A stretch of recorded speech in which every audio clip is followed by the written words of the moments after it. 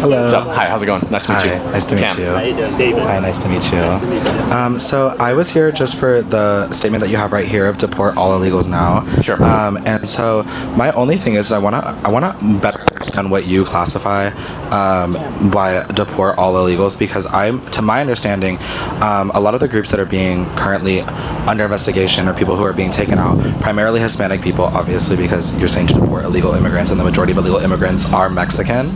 My question to you is, your consideration of deport all illegals, this does negatively impact people who are legal immigrants who are Hispanic. Why would it? No, it doesn't.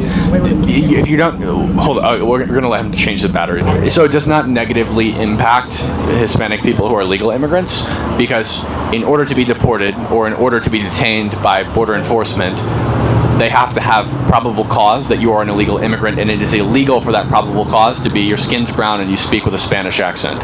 Okay. I would define an illegal immigrant as just simply anybody who is in this country illegally, without permission of the U.S. government, anybody who's violated 8 U.S. Code 1325, improper entry by alien, or anyone who has overstayed a visa. Anyone who is not here legally is an illegal immigrant and should be deported. So people who are here under a green card or a green visa, you don't believe that they should be... Nope. Yes. They legally immigrated to this country. I don't believe they should be deported unless they violate the terms of their agreement. Like, for example, we had a very famous one recently, Mahmoud Khalil, who was literally distributing material support for a foreign designated terrorist organization. He was distributing the Operation Al-Aqsa Flood, Our Narrative, which comes directly from the Hamas Media Office, and it says it right on the pamphlet. He was distributing that.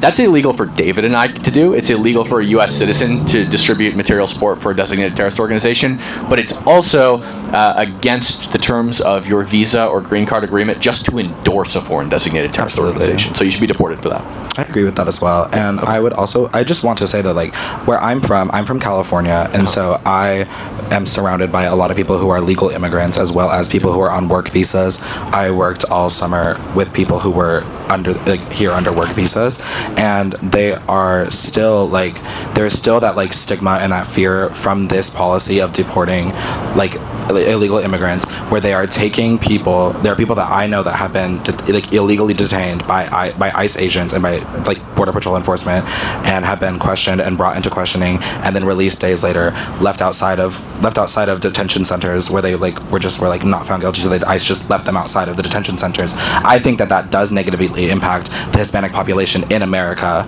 Yeah, well, I'd be interested to see these specific cases and what happened. I'm also from California. I live in Los Angeles, or I used to live in Los Angeles, right? Same. So I'd be interested to see, were these people detained and questioned by ICE authorities because they thought they were illegal, or is it because they were throwing bricks through the windows of the ICE facility? Because as you and I both know, that's something that happens downtown in Los Angeles, right outside of City Hall, where the VA clinic is and the federal building is. Right, it happens every night there in Los Angeles, and I was there for the worst of it, and it's a problem, and those people should be detained. So are they detained on suspicion of being an illegal immigrant falsely, or are they detained because they were committing a crime against federal authorities? I think that would be interesting. And furthermore, I'd also like to say, I'm going to give the mic to David now, because David is a legal immigrant. He came here legally. Absolutely. Hi, I came legally, and I hate illegal immigrants. All right. No, but seriously, right? If you think about it, my parents worked really hard to win their visa. It was a green card lottery. And unfortunately, where we lived, some people stole their visa. So they had a decision. They could come to the United States illegally, apparently, like how some people do, or they can still follow the law. And that's why, for me, it's hard to find any room to feel sad for somebody that came into the country illegally, even if they tell me the most crazy asylum case in the world. Right. And that point, my question is, why didn't you do it legally? Right? Well, then we look at that process and we see the process to become a legal immigrant into the United States, and it has gotten increasingly harder over the past couple decades to get your visa. There are processes that have been stalled and halted even at the border, or before the border process even starts. There have been processes that have been halted throughout the past 2 decades where that has been brought into question, where people have asked that question, why aren't people just coming in legally? Because it's harder to do so. Not because of just the amount of people that are trying to come in. I disagree that it's harder to do so, because maybe you can explain to me what do you mean by it's harder to do so? You said progressively over the years you've seen it get harder to come into this country. What do you mean? So I know for a couple of my friends who are here under visas. One of my friends, it's a family member of his that is coming here from a different country, not Mexico, but they're coming from a different country, and they were here under a green card for 6 months, and then when that expired, they were told to go back to their country that they were from, the Philippines. And so when they did, there was still an instance where they tried again to get another green card and then establish citizenship, and the process was halted for 6 months, where they were not given any information from the U.S. to where they were stationed in the Philippines. And it turns out that it was just lack of like connection and coercion within that, like.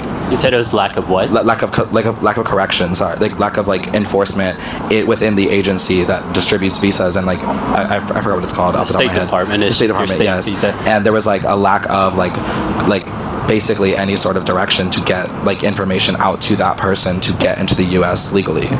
So it's harder for him to find information of how to apply to come to the United States legally again? It was hard to get in contact and like to get back and forth contact with them. Okay, that's not making the process hard, right? I mean, it takes a couple calls to phone somebody overseas, whatever the case is. Absolutely. That it's not limiting the amount of visas. It's not, you can't get a visa because you're from this country anymore. Although I agree with such reform. I think that we are overdue with such reform. But a perfect example of this, my friend just came to the United States. He not just came, but 3 years ago.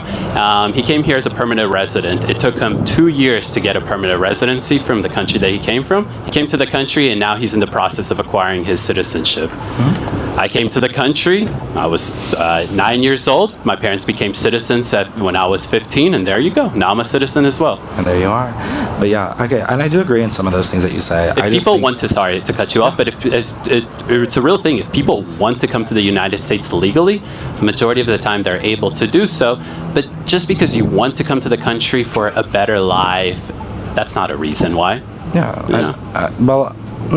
Well, I think that people who are escaping like systems or countries where there is like political war or like certain things happening like in other countries that are not America, where there's stuff happening in these countries that are bad, and they want to flee to another country, and yes, they do most of the time, the majority of the time, to stay is seek asylum, but also I'll ask you this: legitimate asylum seekers, do you know where the majority of them seek asylum? Let's say you're living in Venezuela and you want to seek asylum from the Maduro regime.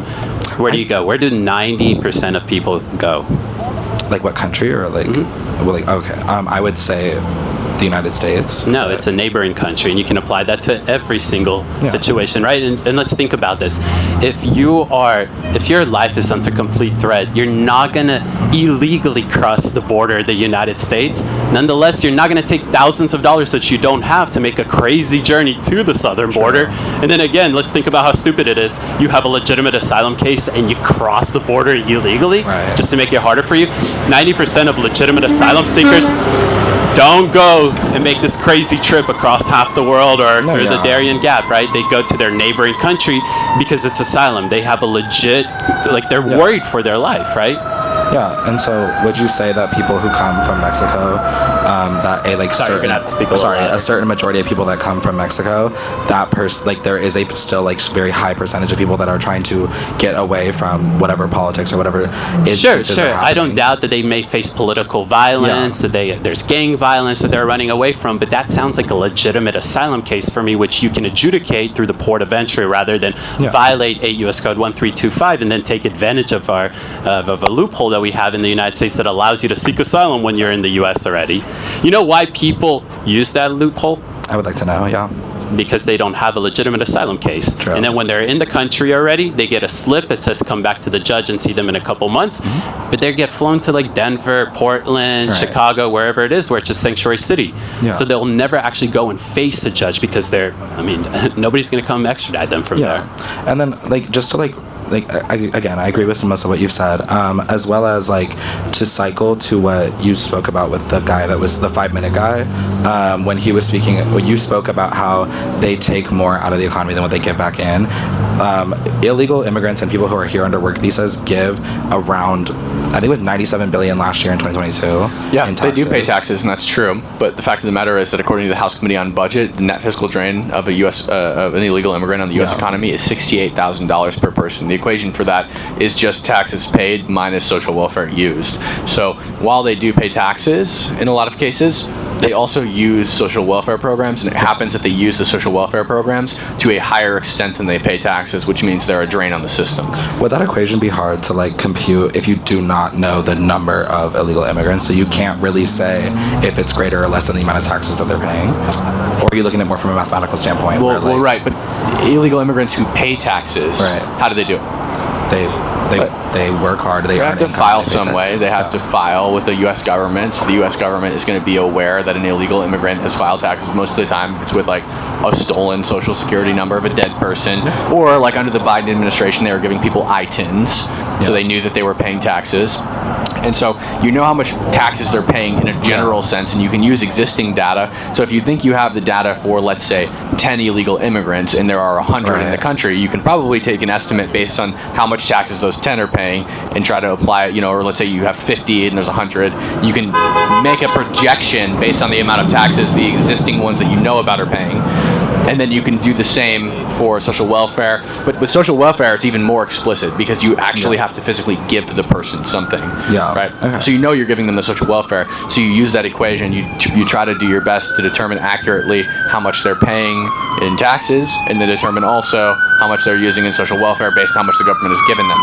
And so the net fiscal drain,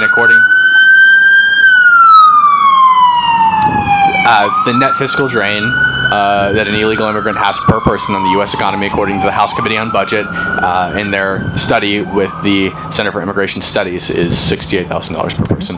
All right. And $180 billion a year, and you said we get back about $90 billion In in 2022, taxes. we got $97 billion in Exactly. taxes, and I think in 2023 it was 100 and. We spend a lot. We spend a lot more on illegal immigrants than we Sure. get back from them. Okay. Sure. Okay, thank you so much for speaking you with so me. much. I of course, thank you for appreciate it. coming up. We really appreciate it. Thank you so Have much. a good one. Be safe.